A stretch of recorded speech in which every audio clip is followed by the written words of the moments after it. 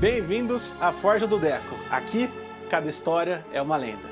Bom, gente, para começar nosso canal, eu decidi contar para vocês mais ou menos como é que eu comecei a contar histórias. Eu sempre fui contador de histórias, sempre, desde que eu era pequeno. Eu contava de formas diferentes, de jeitos inimagináveis, mas assim, sempre gostei de contar histórias. Eu decidi contar para vocês como é que a minha mente cria cada uma das minhas histórias. Eu lembro quando eu estava na escola, nem sempre eu conseguia prestar tanta atenção. Eu sei que muita gente que tá aí também passava por isso. E eu gostava de criar, às vezes no intervalo entre uma aula e outra, eu desenhava historinhas de palitinho no nos meus livros, nas minhas apostilas, e eu criava mundos incríveis e histórias fantásticas e batalhas e aventuras, e ficava na minha cabeça. Mas claro, com o tempo passando, eu fui mudando o jeito que eu conto as coisas. Eu comecei a escrever, comecei a criar quadrinhos, e no futuro, quem sabe, eu apresento um pouco disso para vocês. Bom, mas hoje em dia, como é que eu conto histórias? Bom, eu defino a criação de histórias em três grandes pilares, três grandes partes de toda a história. Se a gente pegar filmes, séries, livros famosos, vocês vão ver que eles sempre vão ter essas três coisas que eu vou falar, esses três pilares. Os pilares são o pilar narrativo, que é a história em si, né, qual que é a história que está contando, etc. O pilar do arco do personagem e o pilar do controle social. Calma que eu vou explicar mais ou menos o que é cada um deles para ficar bem fácil. E assim você também vai poder criar histórias e contar lá na sua casa. Bom, vamos começar pelo mais simples, pelo arco narrativo, o pilar narrativo. Esse é o mais óbvio de todos. Toda vez que você vê um filme, toda vez que você vê uma história, toda vez que você lê um livro ou vê uma série, ele sempre tem uma história para ser contada. Um conflito. Tem um personagem que tem que lidar com um problema e durante os 90 minutos do filme, ou durante a série, ou durante as 300 páginas do livro, ele precisa contar para vocês qual que é o problema e como ele vai resolver. Então é a história em si. Então, do Senhor dos Anéis, a história de destruir o anel na Montanha Perdida, no Star Wars, enfrentar o Império. Cada história tem a sua própria narrativa. E é isso uma das coisas que mais chama nossa atenção quando a gente é criança. Esses mundos fantásticos, é lá onde apresentam os personagens, os cenários, quais são os crescimentos, quais são os desafios. É o arco narrativo de cada uma das histórias que já foram criadas. Isso começa há muito, muito tempo atrás. Desde lá da Grécia Antiga, existem histórias e histórias e começam a ser contadas e passagem de conhecimento para as outras pessoas de geração em geração. Então o arco narrativo é isso, a história que o filme ou a série está contando. Mais para frente, em outros vídeos, eu vou entrar um pouco mais a fundo nisso, mas o pilar narrativo é a história a ser contada. E aí tem a segunda parte. Se a gente gosta das histórias do Senhor dos Anéis, do Harry Potter, de outras coisas assim quando a gente é criança, o arco do personagem, o desenvolvimento dos personagens, ele chama muito mais atenção para quem é adolescente. Por quê? Porque fala muito com a gente sobre o nosso desenvolvimento pessoal. A gente vê um personagem, quando é um bom personagem, começando de um jeito simples, basicão, meio plano, e conforme a narração vai passando, conforme a história vai passando, cada vivência, cada desafio, cada problema que ele tem, começa a desenvolver ele como pessoa. É bem parecido com a gente. Cada problema que a gente tem na vida, cada situação que a gente lida no nosso dia a dia, é uma nova aprendizagem, e a gente se desenvolve. Por isso que quando a gente cresce um pouquinho, a gente não é mais criança, a gente é adolescente, e a gente reassiste um filme que a gente conhecia lá da infância, parece que a gente está redescobrindo o filme. Parece que de repente toda aquela história tem um novo significado, tem um novo sentido. Justamente porque a gente tem uma compreensão maior sobre o mundo, a gente tem uma compreensão maior sobre a gente. E nesse momento, é um momento específico, é o melhor momento para você desenvolver camadas do seu personagem.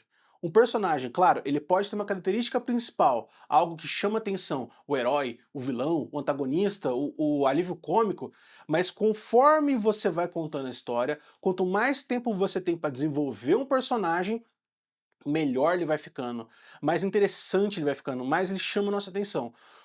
Por isso, vai uma dica aí.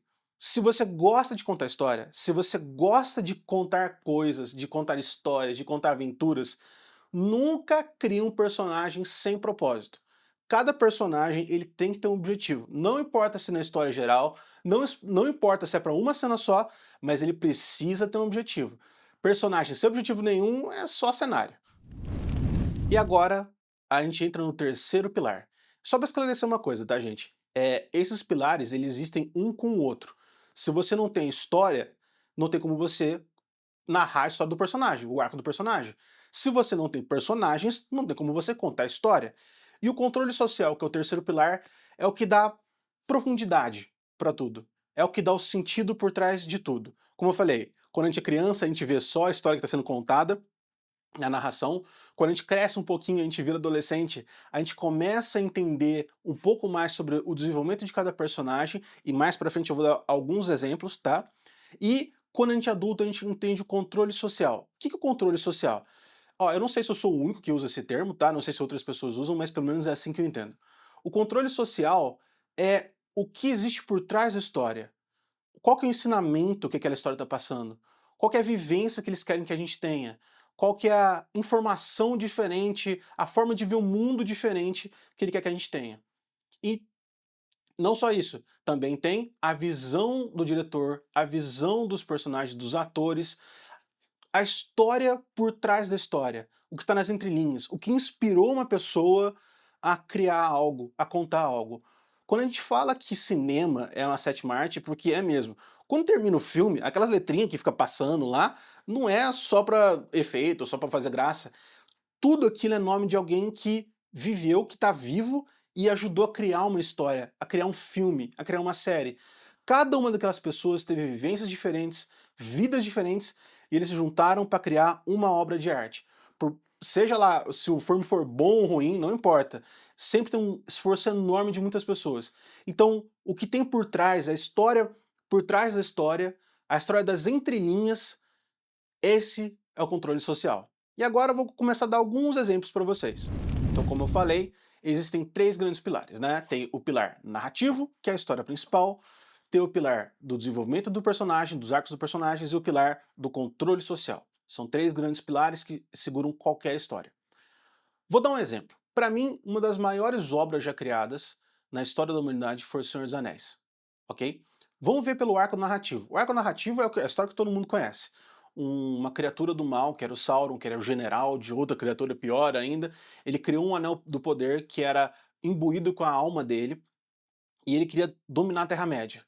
Acabar com as raças, acabar com as guerras e dominar tudo.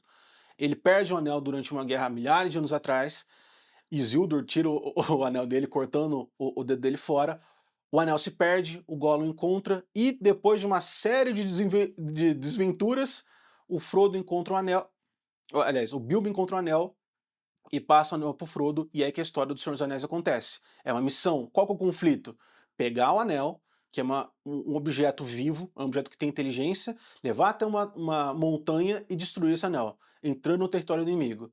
E o personagem principal é só um hobbit. De todas as raças fantásticas, de todos os personagens super poderosos e habilidosos que tem, a pessoa que fica responsável pelo anel é um ser vivo que não tem grandes habilidades. Então ele conta só com a coragem dele para destruir o anel. Esse é o arco narrativo, o que todo mundo conhece. Aí entra o arco do personagem. A gente começa a ter um pouquinho mais de camada aí. Para quem leu um pouquinho dos livros do Senhor dos Anéis, você vai ver que o Frodo ele vivia com uma dúvida muito grande. Ele queria sair do condado, mas ele também estava dividido entre ficar no condado. Era bem parecido com o que o tio dele tinha, o Bilbo. Ele também queria explorar o mundo, mas ele não sabia como fazer isso. Bom, o Frodo ele tinha uma visão muito fantasiosa de como o mundo funcionava. Conforme ele vai lidando com os problemas, ele vai perdendo as pessoas durante o caminho e ele percebe que não tem ninguém que possa realmente ajudar ele, que se ele ficar com as pessoas, ele vai acabar matando essas pessoas, não ele que mata, né, mas as pessoas morrem por conta dele, ele decide ir sozinho. É o autossacrifício. Um personagem que começou só na brincadeira, dando risada, com Gandalf soltando fogos de artifício, começa a ter uma camada muito maior. O Sam também, provavelmente dos personagens, é o que tem o melhor arco de personagem de todos os tempos. No começo, ele era tão medroso que ele não queria sair do lugar seguro dele, do espaço seguro, do espaço conhecido. Tanto que ele tem uma cena no filme que ele fala assim: pronto, agora eu cheguei no limite de onde eu já andei na minha vida. A partir daqui, cada passo que eu dou é um passo novo. e aí ele enfrenta o medo dele, ele enfrenta os problemas que são muito maiores do que ele, e ele tenta sobreviver àquilo por um grande motivo. O Sam não tá lá para destruir o Anel, o Sam tá lá para ajudar o Frodo. É a amizade, a dedicação dele, é a motivação, o combustível que ele tem para impulsionar ele a enfrentar algo que ele nunca imaginou que ele faria. Então, esse é o arco do Sam. Cada personagem ele tem um arco, ele tem uma mudança um pouquinho. E a gente vai vendo isso conforme os filmes vão passando. Luke Skywalker tem, Harry Potter tem, Rony tem, Hermione. Cada bom personagem, ele começa mais simples, mais tímido, sem conhecer muito do mundo, e ele enfrenta o mundo, ele enfrenta o desafio e o conflito, e chega onde ele quer chegar. Isso que é um bom personagem. E aí a gente chega no controle social. Eu quero contar uma história pra vocês. Imaginem vocês sendo um rapaz que vive na África do Sul. Você vive num mundo fantasioso, quando de repente sua família decide mudar para regiões perto da Inglaterra, e lá você começa a ler livros de literatura de coisas fantásticas, de elfos, fadas e anões.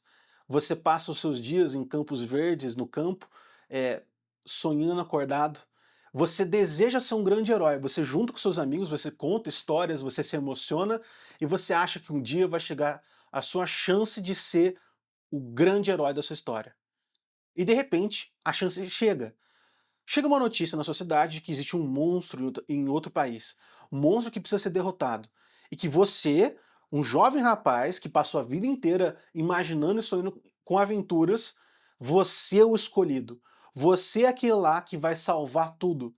E você entra nessa brincadeira de cabeça. Você não pensa nas consequências, porque nenhum personagem no começo pensa muito nas consequências.